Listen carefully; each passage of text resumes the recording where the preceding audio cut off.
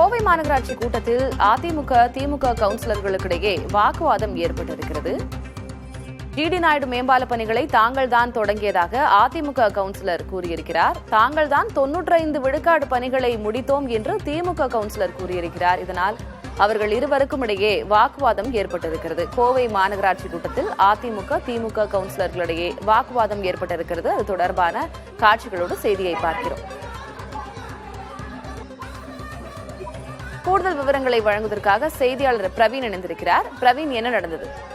கோவை பாரம்பரிய விக்டோரியா ஹாலில் மாநகராட்சி மாமன்ற கூட்டம் இன்று காலை தொடங்கியது. கூட்டம் தொடங்கியவுடன் கரூர் கூட்ட நெரிசலில் உயிரிழந்தவர்களுக்கு இரங்கல் மற்றும் மௌனஞ்சலி செலுத்தப்பட்ட பிறகு இன்று மொத்தம் 103 தீர்மானங்கள் நிறைவேற்றப்பட இருந்தன. முன்பாக நன்றி தெரிவிக்கும் தீர்மானமாக கடந்த 9ஆம் தேதி முதல்வரால் திறந்து வைக்கப்பட்ட 10.1 கிலோமீட்டர் தொலைவிலான ஜிடி நாயுடு மேம்பாலம் திறந்ததற்கு முதல்வருக்கு நன்றி தெரிவிக்கும் விதமாக ஒரு தீர்மானம் வாசிக்கப்பட்டது.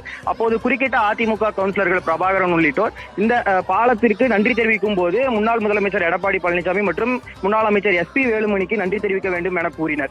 அதற்கு 5% பணிகளை மட்டுமே நீங்கள் முடித்திருந்த நிலையில் 95% பணிகளை திமுக அரசு தான் முடித்தது என கூறி திமுக கவுன்சிலர் மீனாலோகு உள்ளிட்டோர் கடுமையான வாக்குவாதத்தில் ஈடுபட்டனர். அப்போது அதிமுக கவுன்சிலர்கள் 55% பணிகளை நாங்கள் ஏற்கனவே முடித்து வைத்திருந்தோம், அதைத்தான் நீங்கள் முடித்துவிட்டு திறந்திருக்கிறீர்கள் என குற்றஞ்சாட்டி கடுமையான வாக்குவாதத்தில் ஈடுபட்டனர். அப்போது கூட்டணி கட்சியைச் சேர்ந்த மற்ற கவுன்சிலர்களும் சேர்ந்து அதிமுக கவுன்சிலர்களிடையே கடுமையான வாக்குவாதத்தில் ஈடுபட்ட நிலையில் அதிமுக கவுன்சிலர்கள் கடுமையான கூச்சலிட்டவாரியே வெளியே வந்துவிட்டனர். வெளிநடப்பு செய்துவிட்ட பிறகு செய்தியாளர்களை சந்தித்த அவர்கள் இந்த பால விவகாரத்தில் 55% பணிகளை அதிமுக ஆட்சியிலே முடித்துவிட்ட பிறகு இவ்வாறு 95% பணிகளை முடித்ததாக திமுக கவுன்சிலர்கள் பொய் கூறுகின்றனர். இதனால் வெளிநடப்பு செய்கிறோம் என கூறிவிட்டு கூட்டத்தில் இருந்து புறக்கணித்துவிட்டு வெளியே சென்று விட்டார்கள். திலகவதி,